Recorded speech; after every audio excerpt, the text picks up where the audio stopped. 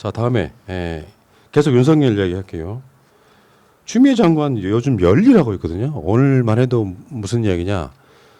핸드폰 비밀번호 안 가르쳐주면 강제로 오픈하게 하는 뭐 법 만들겠다 이런 이야기도 있었고요.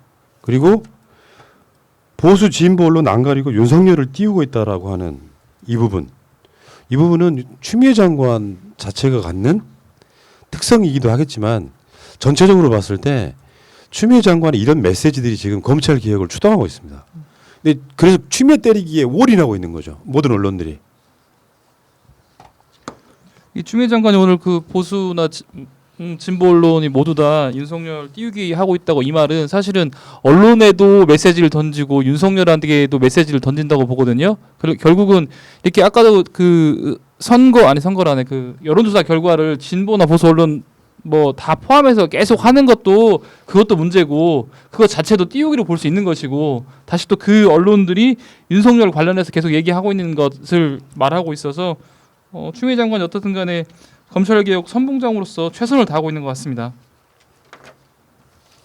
그러니까 일부 여론조사에 그 이제 책임을 물으면 갈등 책임이 누구냐 그러면 윤석열보다는 추미애 장관이 좀 더 높은 수치로 나오는데 이건 뭐냐면 문재인 정부에 반대하는 세력이 늘 35에서 40 정도가 존재하잖아요. 그러니까 그 세력이 대답한 것이고 근데 이제 윤석열에 대해서 책임을 묻는 게 숫자로 왜 그러면은 진보 세력 결집안에서 낮게 나오느냐 저는 어떻게 보냐면은 우리 쪽에서 그러니까 검찰총장이란 사람이 야당 사람은 아니잖아요. 그러니까 우리 안에서 자꾸 이 사람에 대해서 비판하는 것 자체를 안 하는 것 아까 말씀하신 대로 관심을 안 두는 것 자체가 윤석열을 자기 자리로 되돌리거나 스스로 사임할 수 있게 만든다고 생각하는 것 때문이라고 생각하고 저는 추미애 장관이 계속적으로 아마 법무부 장관 임기하면서 목표를 윤석열 그 퇴임시키기 그래서 검찰개혁이 어느 정도 검찰과의 기싸움에서 이겼다. 그러니까 윤석열은 지금 개인의 그 존재 가치도 있지만 기득권을 보호하려는 검찰을 대표하는 세력으로 지금 서 있는 거거든요. 그래서 추미애 장관 입장은 명확한 것 같습니다. 윤석열을 눌러야 윤석열처럼 정치검사를 꿈꾸는 특수부 중심의 소위 기득권을 누려온 검사들을 누를 수 있다. 그래서 여기서 아마 물러나지 않고 저는 일전을 하고 있는 추미애 장관을 강력히 응원합니다. 그러니까요. 이게 보통 일이 아니에요. 역대 볼 수 없었던 검찰을 지금 통제하는 법무부 장관 역할을 하고 있는 거라서 여러분들 그 포털에 이런 데 보시면은요. 추미애에 올인하고 있어요, 지금. 까기에. 예를 들어 아까 뭐 한동훈 방지법 비밀번호 까게 만들겠다 하니까 진중권 뭐 이런 사람 다 동원돼가지고 금태섭까지 동원돼서 추미애 장관이 이제 뭐 그러면 이재명 지사 재판 때는 왜 핸드폰 안 깠냐 이런 식 이야기 하던데 문제는 이런 것들을 갖고 추미애 장관에 올인하면서 추미애를 까는 상황 이 까는 상황들이 추미애 장관이 여기서 만약에 자기 목소리 안 내지 않습니까? 그러면 추미애 장관이 사실상 지는 거예요. 여론전에서 지는 거라고. 그러니까 추미애 장관도 날마다 이 목소리를 어떤 자리에서 낼 수밖에 없는 상태에 지금은 돌이킬 수 없는 상태로 검찰 개혁의 에너지를 추미애 지지하는 사람들과 윤석열 지지하는 사람들이 지금 힘으로 서로 부딪히고 있는 상태다고 보시면 되죠. 여기서 목소리가 지는 사람 윤석열은 지금 목소리로 말한다기보다는 뭐 자기가 말할 기회를 얻기 위해서 진천에 2번이나 내려간 것도 있겠지만 지금 청와대에 관련되어 있는 그 원전 압색, 청와대 행정관 압색 이런 것들이 바로 수사로 말을 하고 추미애 장관은 말로 말을 하면서 이렇게 계속 부딪히고 있는 거죠.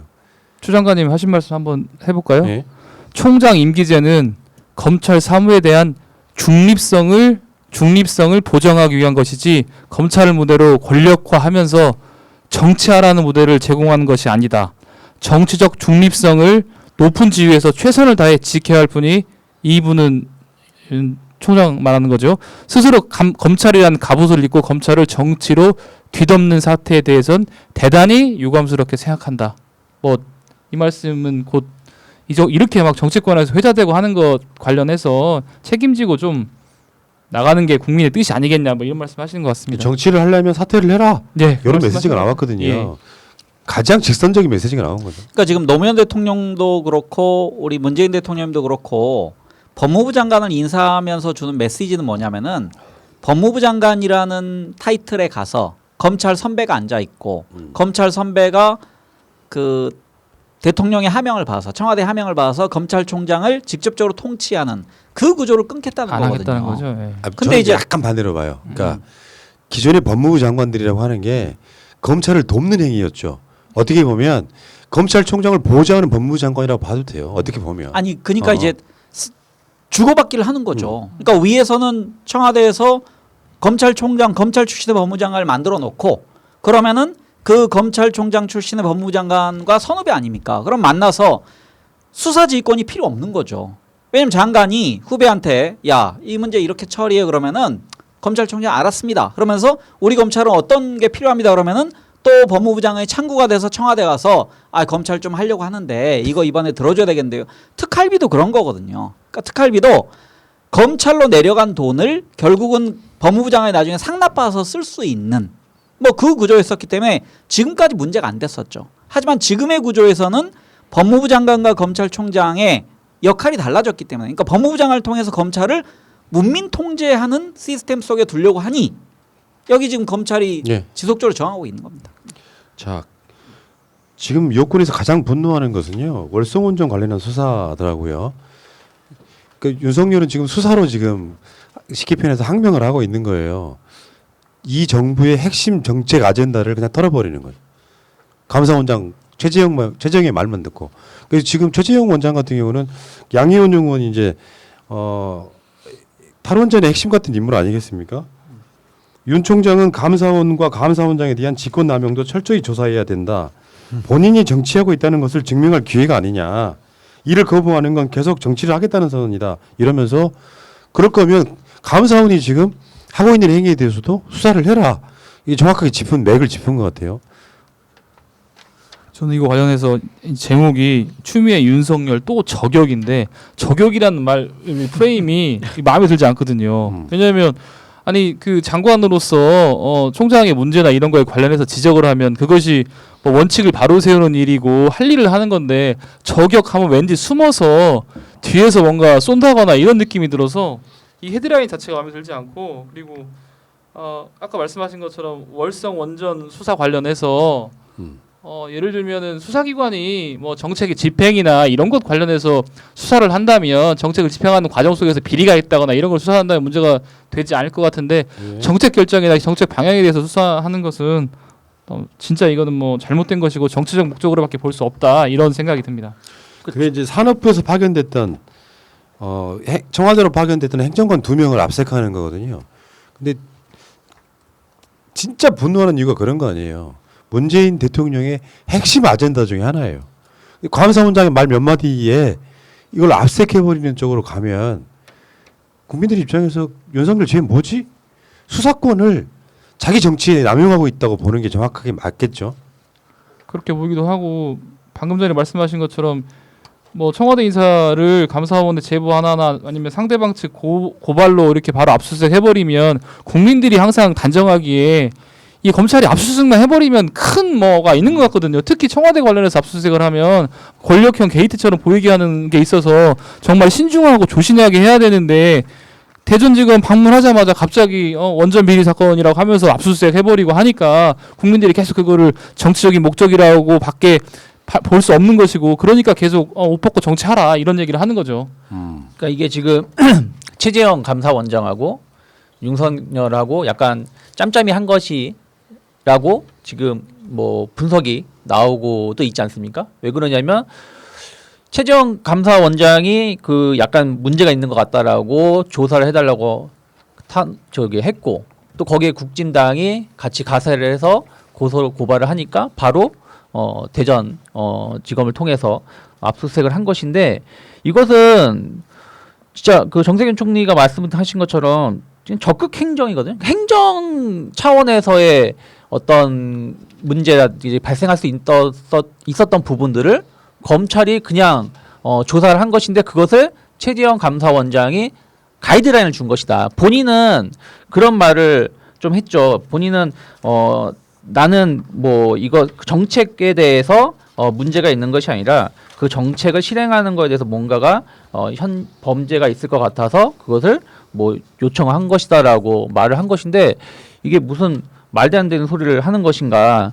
오히려 정부 정책 감사 대상이 정부 정책이 아니라 정책의 집행에 대해서라고 하는데 이게 결국엔 다 같은 내용인 것이고 또 탈원전 이 뭐라 그럴까 월성 1호기 자체가 이것을 경제성을 낮추거나 폐쇄하거나 이런 부분들이 어떤 비리가 발생하거나 하는 건 아니거든요. 예를 들어서 어떤 다리를 건설한다든가 4대강처럼 강에 흙을 판다든가 자원 외교를 한다는 것은 어떤 그걸 통해 가지고 반대급부가 있을 수 있기 때문에 비리가 발생할 수 있는 것이라서 이건 적극적인 감사를 해야 되는 부분들인데 노쇠화된 원전을 폐쇄하는 거에 어떤 누가 경제적 이익을 차지하겠어요? 뭐 문재인 대통령께서 오히려 화력 발전을 확대시켜서 어떤 반사 이익을 차지할까요? 그런 거 아니라는 것이죠. 근데 그런 거에 대해서 감사원이 문제가 있다라고 판단한 것 자체는 어쨌든 이분 자체가 판사 출신이잖아요.